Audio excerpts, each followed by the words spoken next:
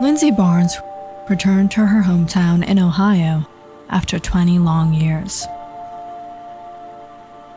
She isn't quite fond of the place, nor does she like remembering the old days she spent here as a child. For much of her later life, she has lived in New York. This town is a whole lot different from what it was 20 years back. It was a small drive from the airport to her family home that now stood in the middle of an overgrown lawn. The tall, hovering trees swayed over the roof, while long weeds overlapped the front porch. As Lindsay neared the house, she suddenly heard a voice call out to her.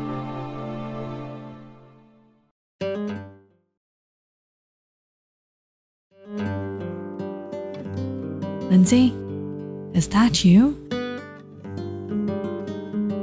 Lindsay had a bit of trouble recognizing the woman until she walked up to her and patted her shoulder.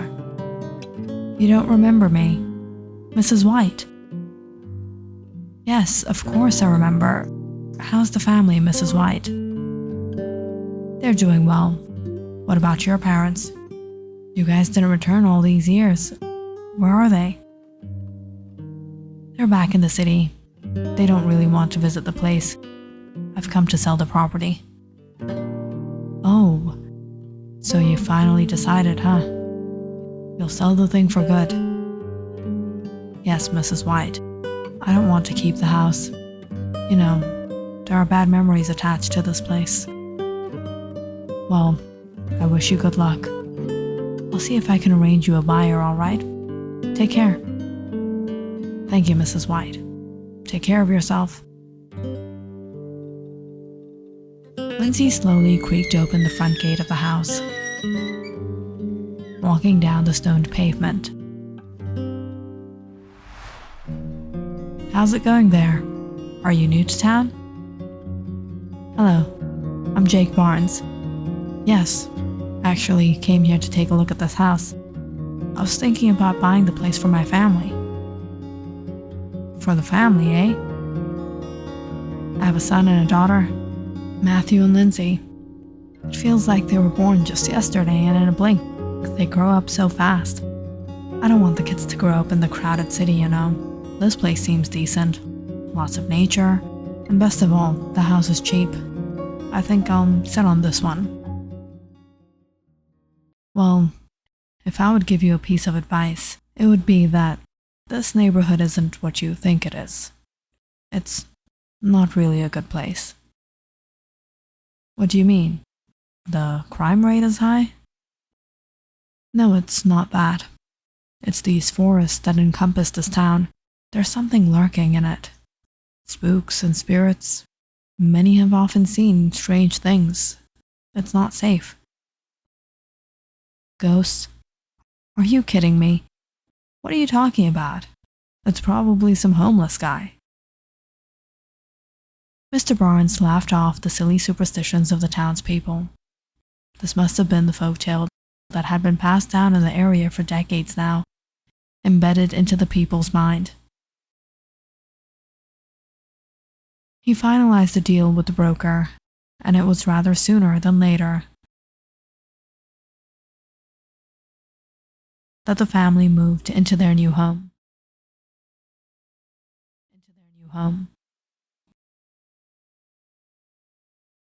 Whoa, look at these stones. Want to race hopscotch to the front door? I bet I'll beat ya. In your dreams, loser.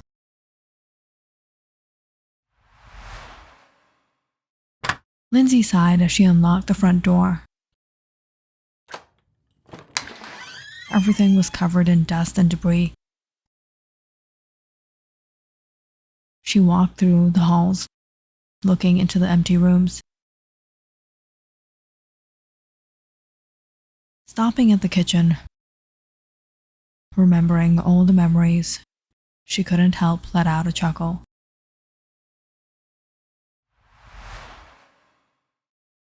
Kids, This is for the parties, so no eating it now, alright?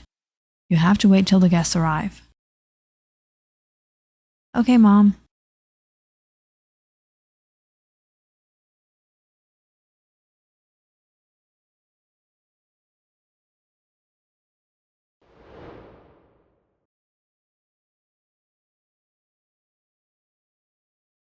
Hey, that's not fair.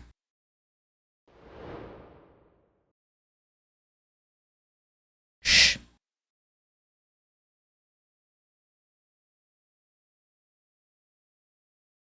Matthew, Lindsay, your cousins and Aunt Jenna are here. Why don't you go get...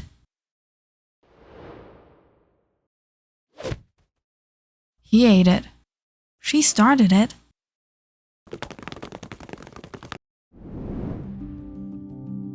You guys like the new tire swing my dad made me? Yeah, it's neat. But Matthew's ladder is sweet. I beat Matthew like 1,000,000 times getting up that thing. Oh yeah? But you'll never beat me in a race. All the cousins, Matthew and Lindsay, lined up. First person to touch the trees and make it back would be the winner. Matthew was nearly half the times faster than his sister and all his cousins. But just as he was about to touch the winning point, he saw Lindsay stand still by the woods. Everyone hurried to check out the matter.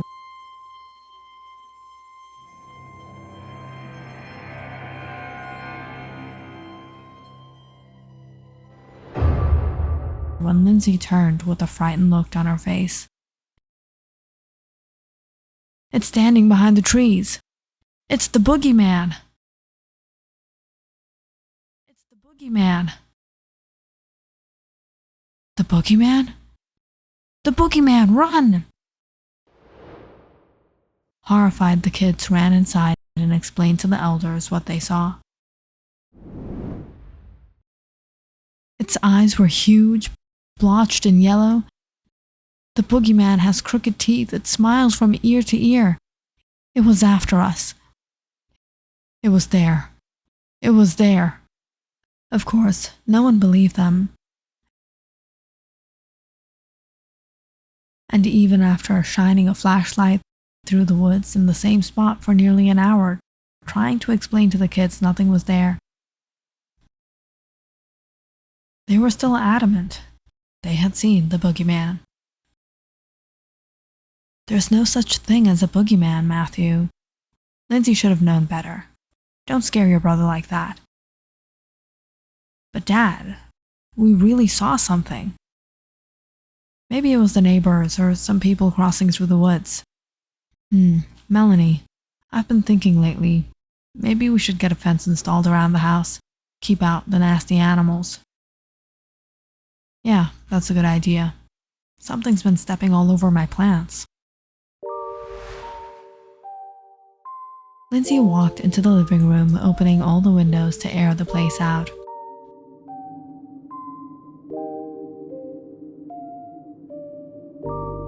A slight breeze flew in, making the chandelier in the middle of the room sway with a soft jingle.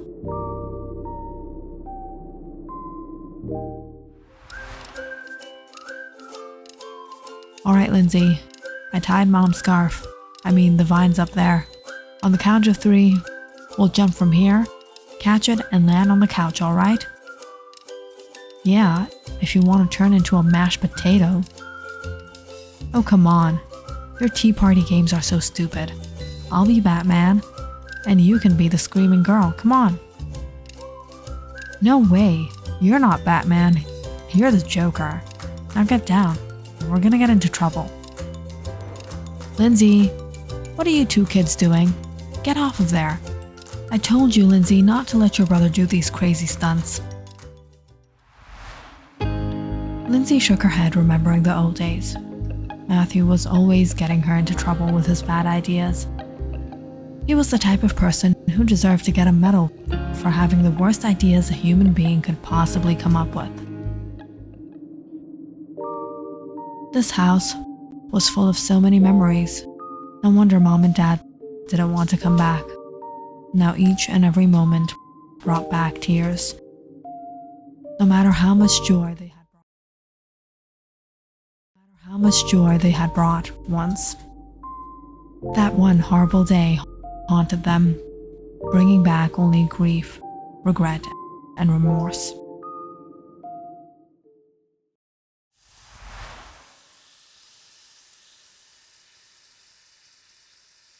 Matthew and Lindsay were playing out in the backyard after their parents had finished up grilling steak on the patio.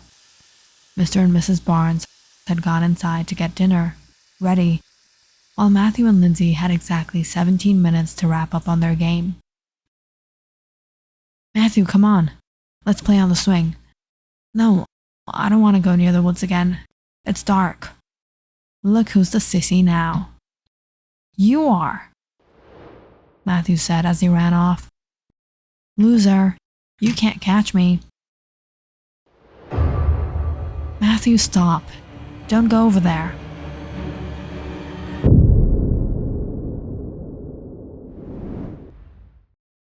"I don't know, Dad. There was something. There was something there, I told you. I told you there was. It was the Boogieman. It took Matthew." "What did he look like?" "I couldn't see him properly. He had yellow eyes. He was hairy and ugly. Must have been an intruder. Some homeless son of a—" "Melanie, we have to call the police." Mr. and Mrs. Barnes were panicked when they saw their daughter come running back to the house screaming for them. Someone had trespassed onto their property and kidnapped their son Matthew. After a little investigation, all suspicion went on a homeless man that was seen in the area, not just by them, but by others as well. His name was Tom Kroger, and police had even arrested the guy a couple times for stalking and shoplifting. Without wasting time, the parents called the police, who searched the woods for the suspect, but no one could be found. That was the last time Matthew Barnes had been seen. And sure enough, Tom Kroger was also never seen again when he fled from town, knowing the police were after him.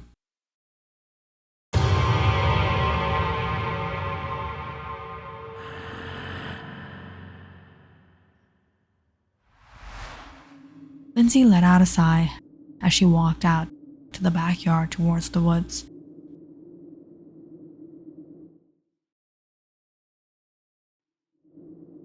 This was where it all happened. She took in some fresh air as she paced around the area.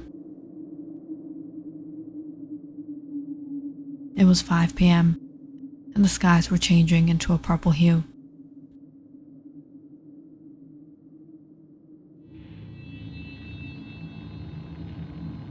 Just as she came closer to the trees,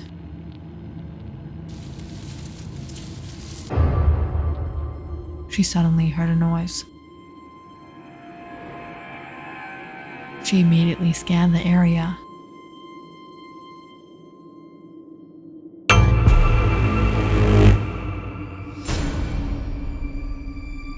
Spotting someone behind the trees.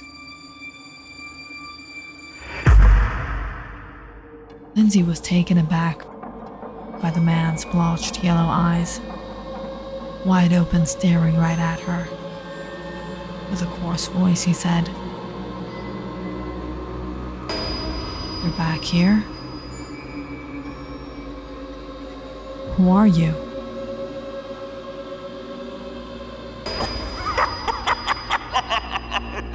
Lindsay heard a low, raspy chuckle. "You don't know me? You don't know who I am? I thought you saw me that day. Who are you? You don't remember what happened to your brother? Who took your brother? You told everyone it was me. Lindsay was enraged, seeing the man's crooked grin. How dare you come here again? You think I'll spare you?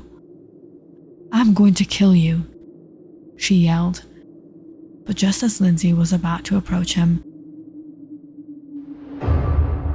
she stopped in her tracks as the figure walked behind the trees. The coarse voice said, I saw you that night, Lindsay. I saw you push him off. What? No, you didn't. I didn't do anything.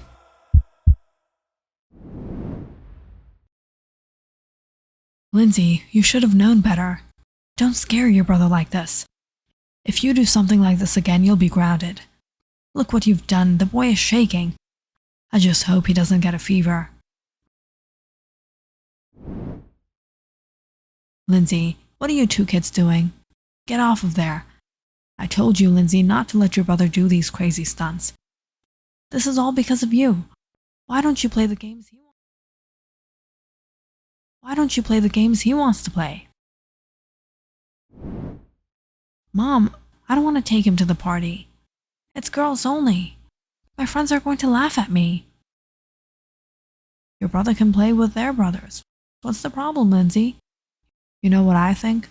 Maybe you don't need friends who will laugh at you just because you care for your brother. You have to be who you are, Lindsay. You're Matthew's only sister. No, I don't want to care for him. It's always about him. He gets everything and I don't. You and Dad only love him. You guys forget about me every time. It's like I'm not even your daughter anymore. What? How could you say that, Lindsay? I think you need a timeout. Growing up, Lindsay had felt that her parents had always favored her brother over her. As they grew older, things seemed to balance out a bit at first. Just before the partiality began once again. Over the years, Lindsay started to hate Matthew. Hate his existence. She wished she was the only child of her parents and that they would cherish her just like they cherished Matthew. So she started making up her own lies, her own games, and her own tricks. And it was on that gloomy evening, 20 years ago, that Lindsay thought she would get away with this one once and for all. Matthew, stop. Don't go over there.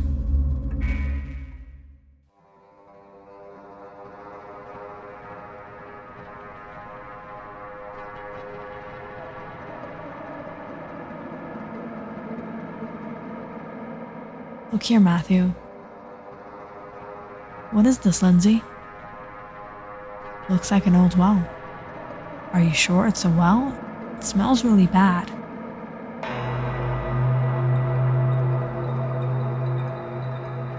There's supposed to be water down there. You want to try to get some up? Cool.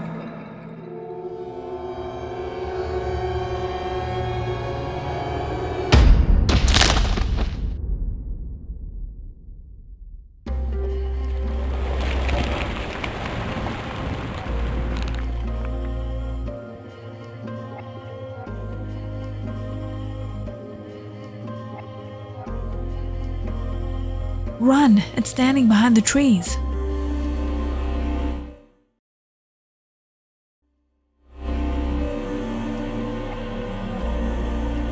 It's the boogeyman. I don't know, Dad. There was something. There was something there, I told you. I told you it was there. It was the boogeyman. It took Matthew. But the truth of the matter was, Lindsay knew there was no such thing as the boogeyman. She didn't believe in that, but she could make others believe in it. She deliberately fooled everyone that day. just so she could blame it on him. Blame her little game on the boogeyman.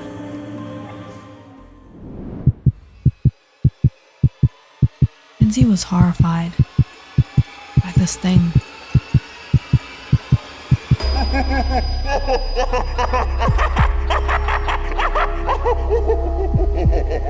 It was no man.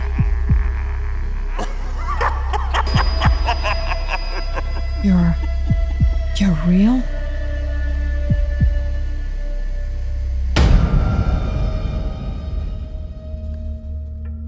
If you enjoyed this story, please like and subscribe to my channel and share this video with your friends and family.